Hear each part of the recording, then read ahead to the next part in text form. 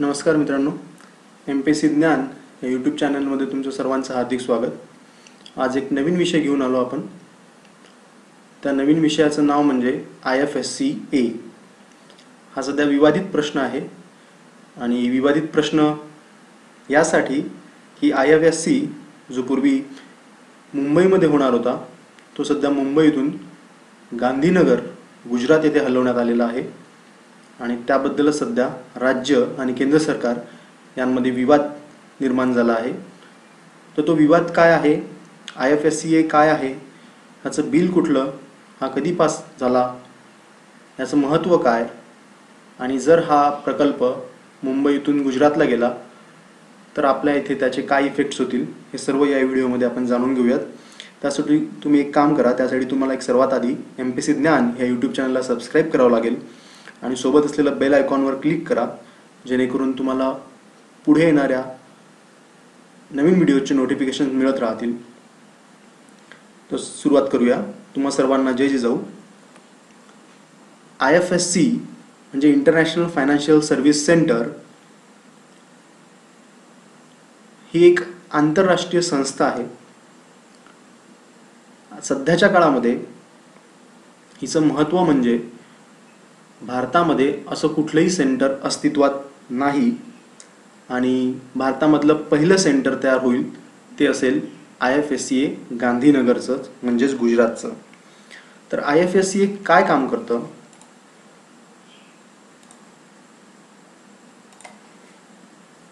तर बघा, महत्त्वाचं म्हणजे ज्या काही वित्तीय सेवा भारतामध्ये दिल्या जातात त्याचं रेग्युलेशन भारतामध्ये कोण करतं, तर भारतामध्ये RBI महत्त्वाची संस्था, RBI, नंतर SEBI आणि IRDA ह्या तीन संस्था सर्वात महत्त्वाच्या आहेत, ज्या सध्याच्या काळामध्ये भारतातील सर्व वित्तीय सेवाचं संघटन करतात, त्याला रेग्युलेट करतात। पण ह्या सर्व्हिसेसचा आंतरराष्ट्रीय स्तरावर जे काही रेग्युलेशन्स केलं जातं ते रेग्युलेशन करणारी कुठलीही संस्था अस्तित्वात नाही आहे। बाहेरच्या देशात त्यांच्या वेगवेगळ्या संस्था अस्तित्वात आहेत, पण जर त्यांच्या संस्थेचा विचार केला तर पार्शिलिटी होण्याची शक्यता असते, म्हणून भारताने स्वतःचं IFSC स्थापन करण्याचा निर्णय घेतला। सध्याच्या काळामध्ये सर्वात महत्त्वाच्या काही संस्था आहेत त्या आहेत लंडन IFSC, न्यूयॉर्क IFSC आणि सिंगापूर IFSC। ह्या तीन ज्या IFSCs आहेत ह्या सध्या जगामध्ये सर्वात मान्यता प्राप्त आणि महत्त्वाच्या आंतरराष्ट्रीय संस्था आहेत, ज्या सर्व वित्तीय सेवांचं रेग्युलेशन्स करतात, मेंटेन करतात। आणि एक नवीन जे दोन तयार होत आहेत त्या शांघाई आणि दुबई, ह्या शांघाई आणि दुबई ह्या दोन शहरामधले जे IFSC सेंटर्स आहेत हे सर्वात महत्त्वाचे आणि सर्वात इमर्जिंग म्हणजे मोठे आणि विस्तृत असणारे दोन IFSCs आहेत। ते सध्या एक नवीन रूपात अस्तित्वात येत आहेत, त्यांना सध्याच्या काळामध्ये चांगली मागणी आहे, तिथे डिमांड्स आहेत। महत्त्वाचं म्हणजे काय बघा, तर IFSC हे जे संस्था आहेत ह्या काय करतात, तर ह्या भारतातील म्हणजे भारतातल्या IFSCचं उदाहरण घेतलं आपण तर भारतातील IFSC ही संस्था जे भारतातील विविध आर्थिक क्षेत्र आहेत त्याचं एक नियामक मंडळ म्हणून काम करतं। भारतातील विविध आर्थिक क्षेत्र जसं आपण मग म्हटलं RBI, SEBI आणि IRDA ह्या तीन नियामक संस्था आहेत। ह्या नियामक संस्था भारतामध्ये इंडियन टेरिटरीमध्येच काम करतात। याचं याचं एक्झिक्युशन बाहेरच्या देशांमध्ये होत नाही, इंटरनॅशनल स्तरावर होत नाही, म्हणून ह्या तिन्ही संस्थांनी मिळून किंवा ह्यातील काही लोकांनी मिळून एक नियामक मंडळ तयार केलेलं आहे आणि ती संस्थाच म्हणजेच IFSC आहे। ही IFSC स्थापन करण्यासाठी 2007ला एक कमिटी नेमण्यात आली आहे। आपण त्या कमिटीबद्दल पुढे बोलूयातच। तर ह्या कमिटीनं सर्वात आधी सांगितलं होतं की IFSC भारतामध्ये तयार करायला काहीही हरकत नाही आणि ती व्हायला हवी मुंबईमध्ये। तर तिने काय काय रेग्युलेशन सांगितले होते आणि काय काय सूचना दिल्या होत्या त्या आपण इथे बघूयात आता। तर बघा, आता जी नवीन IFSC स्थापन झालेली आहे ती झालेली आहे गांधीनगर गुजरातमध्ये, तिचं हेडक्वार्टर आहे गांधीनगर गुजरातला। ती एस्टॅब्लिश झाली 27 एप्रिल 2020ला गांधीनगरमधल्या गिफ्ट सिटी। आता हा गिफ्ट सिटी प्रोजेक्ट काय आहे याबद्दल आपण पुढे थोडक्यात माहिती बघूयात। तर ह्या गिफ्ट सिटीमध्ये हे IFSC सेंटर स्थापन झालेलं आहे. जवळजवळ 12 महिन्यामध्ये, रेकॉर्ड ब्रेकिंग टाईममध्ये 12 महिन्यांमध्ये त्यांनी IFSC सेंटर स्थापन केलं आहे. बांधकाम पूर्ण झालेलं आहे आणि 1 महिन्यामध्ये, जवळजवळ 1 महिन्यामध्ये त्याच्या ज्या काही रिक्वायरमेंट्स असतील, ज्या काही सेबीकडून प्रॉपर कंडिशन्स लागत असतील, त्या सर्व फुलफिल होऊन रेकॉर्ड ब्रेक टाईम 13 महिन्यामध्ये पूर्ण अस्तित्वात आलेली IFSC 1 मे ह्या तारखेपासून सुरू झालेला आहे. ह्याची शिफारस जी केली होती, IFSCची जी शिफारस केली होती, ती शिफारस केली होती पर्सी मिस्त्री या समितीने 2006 मध्ये. आणि ही समिती तेव्हाचे PM मनमोहन सिंग यांनी सुरू केली होती. पर्सी मिस्त्री हे तेव्हाच्या वर्ल्ड बँकचे एक अर्थशास्त्रज्ञ होते. त्यांनी तेच या समितीला लीड करत होते. त्यांनी 2007 मध्ये त्यांचा अहवाल सादर केला आणि 2007 मध्ये त्यांनी असं सांगितलं की 2007 ला त्यांनी सांगितलेलं आहे की भारतामध्ये IFSC स्थापन व्हायला हवी. तर त्यांनी मुंबई हे जाणून बुजून निवडलेलं क्षेत्र होतं, कारण की एका साईडला लंडन हे सर्वात महत्त्वाचं IFSC होतं तेव्हाच्या काळातलं, आणि दुसऱ्या साईडला सिंगापूर हे एक इमर्जिंग सेंटर म्हणून स्थापन होणार होतं आणि ते पण सर्वात मोठं आहे. तर त्या दोघांच्या मध्यबिंदूला त्यांनी मुंबई हे सेंटर निवडलं होतं. पण सध्याच्या काळामध्ये ते बदलून आता गांधीनगरला नेण्यात आलेलं आहे. त्याचे प्रॉब्लेम्स काय आहेत ते पण आपण डिस्कस करूया याच व्हिडिओमध्ये पुढे. तर 2007 ला हा अहवाल सादर झाल्यानंतर 2008 मध्ये ग्लोबल फायनान्शियल क्रायसिस झाले आणि ग्लोबल फायनान्शियल क्रायसिसमुळे भारतामध्ये IFSCची किती जरूरत आहे ही गोष्ट परत एकदा सिद्ध झाली. त्यामुळे तिथून IFSC स्थापन करण्याची प्रक्रिया जोमानं पुढे करण्यात आली. त्यासाठी बऱ्याच जणांच्या परमिशन्स लागत होत्या, जसे की सेबीची परमिशन्स लागत होती महत्त्वाची. तेव्हा कुठल्या अंडर आपण हे स्थापन करायचं आहे ते पण लागत होतं. म्हणजे आपण सेज अंडर हे स्थापन करण्यात आलेलं आहे. तर ते बघूयात आपण कशा अंडर काय स्थापन करण्यात आलेलं आहे. 2015 मध्ये अरुण जेटली यांनी सांगितलं होतं की IFSC हे गुजरातमध्ये स्थापन करण्यात येईल, जे की गिफ्ट सिटीमध्ये होणार आहे म्हणून. आता हा गिफ्ट सिटी प्रोजेक्ट त्या आधीचाच आहे. गिफ्ट सिटी प्रोजेक्ट हा खूप महत्त्वाचा आहे आणि गिफ्ट सिटीमध्ये सांगण्यात आलं होतं की म्हणजे भारतातली एक महत्त्वाची सिटी, आपण त्याला स्मार्ट सिटी म्हणून ओळखण्यात येतं. तर पहिली स्मार्ट सिटी म्हणूनच गिफ्ट सिटीचं नाव घेतलं गेलेलं आहे. गिफ्ट सिटी हा 2015 मध्ये व्हायब्रंट गुजरात या कार्यक्रमाअंतर्गत आधी स्थापन झालेल्या गिफ्ट सिटीमध्ये पंतप्रधान मनमोहन सिंग यांनी सांगितलं होतं की गांधीनगरच्या गिफ्ट सिटीमध्येच IFSCचं ऑफिस होईल किंवा होऊ शकते, अशी त्यांनी एक हिंट 2015च्या भाषणामध्ये व्हायब्रंट गुजरात या प्रोजेक्टमध्ये तेव्हाच्या भाषणादरम्यान त्यांनी हे सांगितलं होतं. आणि त्यानंतर त्यांनी 2020 ला ती गोष्ट सिद्ध करून दाखवलेली आहे. तर ही जी टेक सिटी आहे गुजरातची, तिच्यामध्ये बऱ्याच गोष्टी अस्तित्वात ऑलरेडी आलेल्या आहेत. ती एक स्मार्ट सिटी असल्याकारणाने तिथे बऱ्याच इंटरनॅशनल कंपनीचे ऑफिसेस स्थापन करण्यात आलेले आहेत. बऱ्याच बँका स्थापन करण्यात आलेल्या आहेत आणि ही जी गिफ्ट सिटी आहे त्यामध्ये रेसिडेन्शियल प्रोग्रामसुद्धा अवेलेबल असल्याकारणाने तिथे बरीच लोकसंख्या आता तयार होत आहे. एक standard area, international standardised area म्हणून ती गोष्ट चालू होत आहे. जसं की बॉम्बे स्टॉक एक्सचेंजने ऑलरेडी 9 जानेवारी 2017 पासून त्यांनी इथे त्यांचं कामकाज सुरू केलेलं आहे. बॉम्बे स्टॉक एक्सचेंजचं एक ऑफिस तिथे चालू केलेलं आहे. तर असे बरेच कंपनीज तिथे अवेलेबल आहेत त्यांच्याकडे. आता बघा, भारतामध्ये IFSC का करायची ह्याची काही कारणं आणि त्याचं स्ट्रक्चर मी पूर्ण तुम्हाला सांगणार. आता त्यासाठी तुम्हाला सर्वात आधी एक काम करायचं, तुम्हाला ह्या यूट्यूब चॅनलला, MPSC ज्ञानच्या यूट्यूब चॅनलला सर्वात आधी लाईक, शेअर आणि सबस्क्राईब करायचं आहे आणि तुमच्या समोर असणारा बेल आयकॉन क्लिक करायचं, जेणेकरून तुम्हाला नवीन नवीन व्हिडिओचे अपडेट्स मिळत राहतील. तर बघा, भारतामध्ये काही आर्थिक क्षेत्र आहेत, महत्त्वाचे आर्थिक क्षेत्र आहेत भारतातले: बँकिंग, इन्शुरन्स आणि मार्केट. मार्केट म्हणजे आपलं शेअर मार्केट म्हणा किंवा भांडवल बाजार म्हणा, जे महत्त्वाचं आहे भांडवल बाजार. ह्यामध्ये बँकिंग क्षेत्र, ह्याच्यात बँक आपली व्यवस्था, बँकिंग व्यवस्था सगळ्या आल्या याच्यामध्ये. इन्शुरन्स, ह्यामध्ये सुद्धा प्रायव्हेट आणि गव्हर्नमेंटच्या ह्या सर्व इन्शुरन्स सर्व्हिसेस आल्या. आणि मार्केटमध्ये आत्ताच आपण म्हटलं होतं की आपल्या भांडवल बाजार, ज्याच्यातून आपल्याला मार्केटमध्ये मनी ओतता येतो, पैसा ओतता येतो, त्या मार्केटच्या स्कीम. ह्या गोष्टी सांभाळणारे म्हणजे ह्याचं रेग्युलेशन्स करणारे भारतामध्ये काही महत्त्वाच्या संस्था आहेत, खूप मोठमोठ्या संस्था आहेत. RBI, reserve bank of India, SEBI, stock exchange bureau of India, PFRDA, IRDA, ह्या काही महत्त्वाच्या संस्था आहेत ज्या सध्या ह्या मार्केटला रेग्युलेट करतात. याचा नियम ठरवतात आणि ते नियम फॉलो करतात. तर बघा, ह्या सर्व संस्था सध्याच्या काळामध्ये भारताच्या आतमध्ये काम करतात. पण भारताच्या आतमध्ये काम करणाऱ्या संस्थांचं भारताच्या बाहेरच्या कुठल्याही ज्युरिडिक्शनवर काहीही हक्क नसल्या कारणाने तिथे प्रॉब्लेम्स होतो. तर तो प्रॉब्लेम सॉल्व्ह करण्यासाठी IFSCA ही एक बॉडी तयार करण्यात आलेली आहे. तर IFSCAचं काम काय आहे तर बघा, तर IFSC मध्ये ज्या काही फायनान्शियल ॲक्ट्स होतील त्या फायनान्शियल ॲक्ट्सला रेग्युलेट करण्याचं काम IFSCA म्हणजे एजन्सी ही करणार आहे. तर ती रेग्युलेट करणार, ती कंट्रोल करणार, मॉनिटर करणार, नियम ठरवणार आणि नियम फॉलोसुद्धा करणार. तर IFSCA हा ॲक्ट जो आहे तो बिल 2019लाच त्यांनी लोकसभेमध्ये केलं होतं आणि तो बिल लोकसभा आणि राज्यसभा दोन्हीमध्ये सुद्धा पास झाला. त्यानंतर ह्या बिलाचं कन्व्हर्शन त्यांनी ॲक्टमध्ये केलं 2019च्या. तोपर्यंत हा प्रोजेक्ट मुंबईला स्थापन होणार हे फिक्स होतं. मुंबईच्या कुर्ला कॉम्प्लेक्समध्ये हे स्थापन होणार होतं. पण नंतर 1 मे 2020 म्हणजे महाराष्ट्र दिनी, जे की महाराष्ट्राचं दुर्दैव आहे की महाराष्ट्र दिनाच्या दिवशी त्यांनी हा प्रोजेक्ट गांधीनगरला शिफ्ट केल्याचं सांगितलं नोटिफिकेशन जाहीर करून.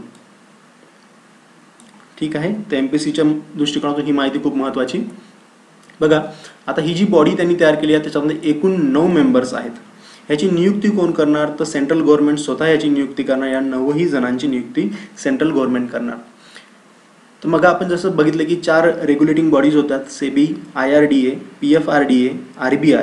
त्या चौघांचाही प्रत्येकी एक ह्याप्रमाणे 4 सदस्य ह्याप्रमाणे 4 सदस्य ह्या बॉडीतून निर्माण होतील. फायनान्स मिनिस्ट्रीकडून 2 सदस्य नियुक्त केले जातील आणि एक शोध समिती आहे, त्या शोध समितीकडून 2 अजून सदस्य याच्यामध्ये ॲड केल्या जातील आणि एक जण जो असेल तो एक जण असेल याचा चेअरमॅन. असे हे एकंदरीत मिळून 9 जण झालेले आहेत आणि या 9 जणांचा कार्यकाळ जो असेल तो 3 वर्षांसाठीचा असेल. 3 वर्षांसाठी ह्या सगळ्यांची नियुक्ती कन्सिडर केल्या जाईल. सर्वात महत्त्व MPSCसाठी की 9 जणांची बॉडी, 4 जण 4 रेग्युलेटिंग बॉडीकडनं, 2 जण फायनान्स मिनिस्ट्रीकडून आणि 2 जण शोध समितीकडून आणि एक जण असेल तो असेल ह्या समितीचा चेअरमॅन. तर बघा, IFSCचे काही महत्त्वाचे टाईप्स आहेत. ग्लोबल फायनान्शियल सेंटर्स जे की ग्लोबली काम करतील. रिजनल फायनान्शियल सेंटर्स जे की एका पर्टिक्युलर रिजनसाठी करतील, म्हणजे 2 किंवा 3 देश मिळून एका पर्टिक्युलर रिजन तयार होईल. जसं की आपलं नॉर्थ एशिया किंवा south Asia, south east Asia अशा काही प्रकारामध्ये या रिजनल गोष्टीमध्ये 2-3 देश मिळून एकत्र काम करतील. नॉन ग्लोबल अँड नॉन रिजनलमध्ये फक्त पर्टिक्युलर एका देशासाठी जी कंपनी काम करेल किंवा जे IFSC काम करेल त्यांना non global and non regional असं म्हणतात. आणि ऑफशोअर फायनान्शियल सेंटर्स म्हणजे आपल्या देशातली संस्था दुसऱ्या देशांमध्ये जी अस्तित्वात असते, तिथं टॅक्स हिवन कंपनीजमध्ये ह्या गोष्टी प्रोव्हाइड केल्या जातात. तर ते टॅक्स हिवन जे आहेत त्या टॅक्स हेवनमधल्या ज्या IFSCs असतात त्यांना ऑफशोअर फायनान्शियल सेंटर्स म्हणतात. आता टॅक्स हेवन म्हणजे अशा काही कंट्रीज आहे जिथं की तुमच्या इन्कमसाठीची कुठलीही मर्यादा देण्यात आलेली नाही आहे, त्याला टॅक्स हेवन म्हणतात. तुम्हाला तिथे टॅक्सचे खूप सारे बेनिफिट्स अवेलेबल असतात.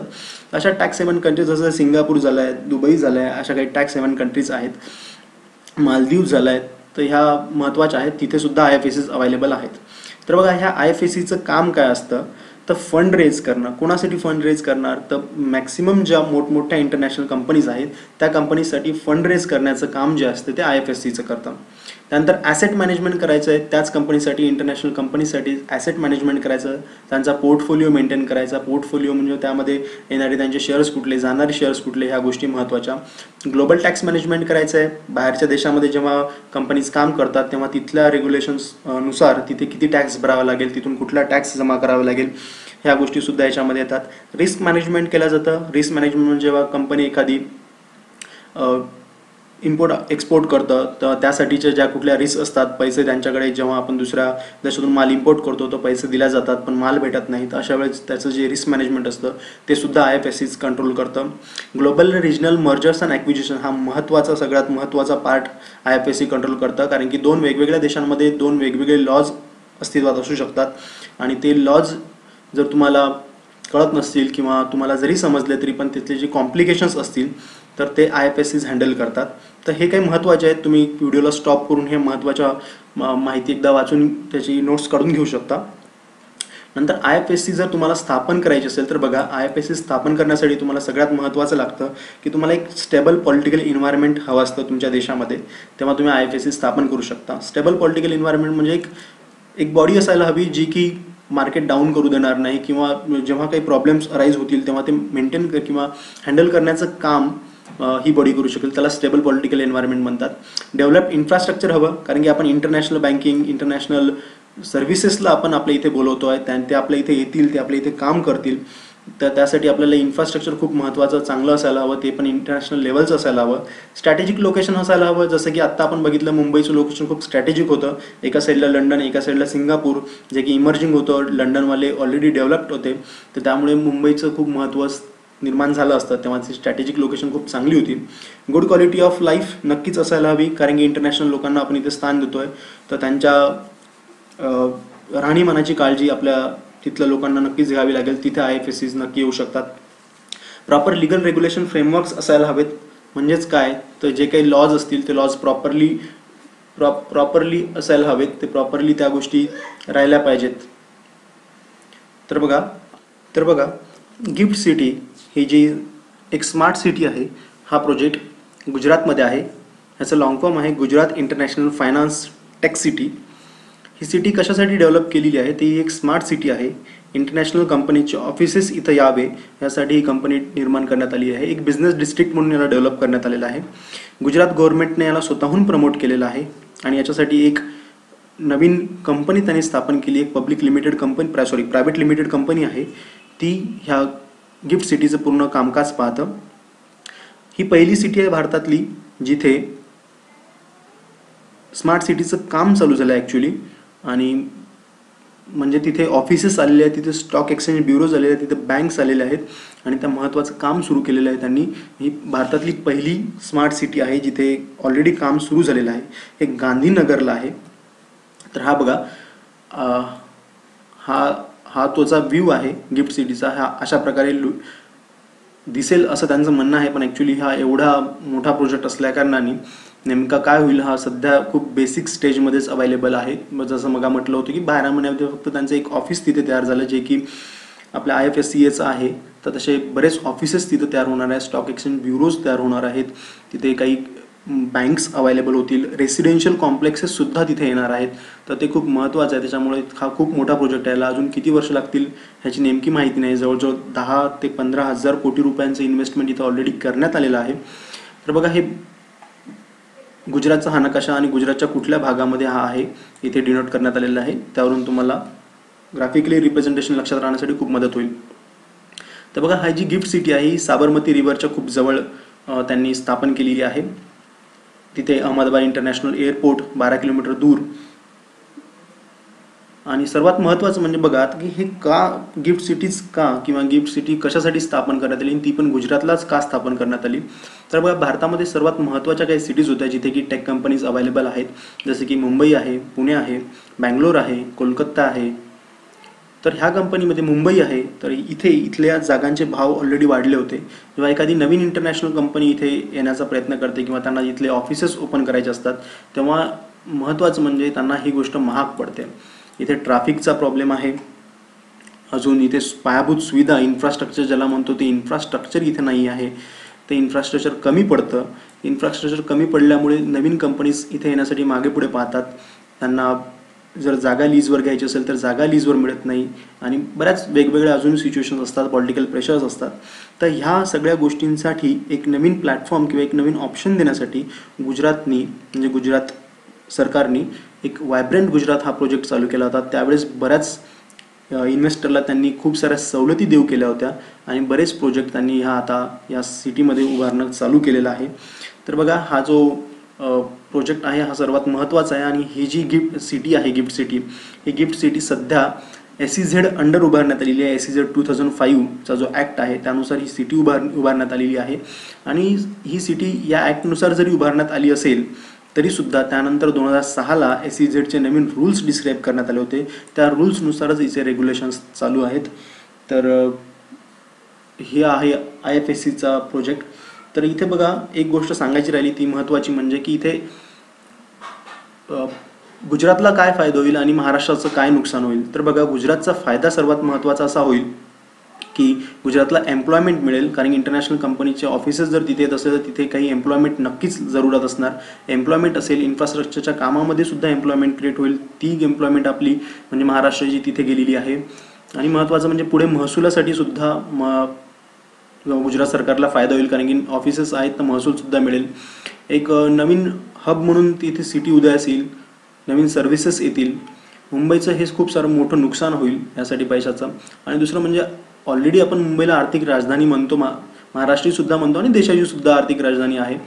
तर देशाची आर्थिक राजधानी असल्याकारणाने एवढ्या मोठमोठे ऑफिसेस आर्थिक राजधानीतच असायला हवे होते, पण ते आता गुजरात सरकारने तिकडे नेल्याकारणाने, म्हणजे सेंट्रल गव्हर्नमेंटने गुजरात सरकारला दिल्याकारणाने मुंबईचं बऱ्यापैकी नुकसान होईल. यात नक्कीच कोणीही साशंकता बाळगण्याची गरज नाही, कारण की हे सर्वात महाराष्ट्र सरकारचं दुर्दैव आहे की आपण ते आपल्या इथे आणू नाही शकलो.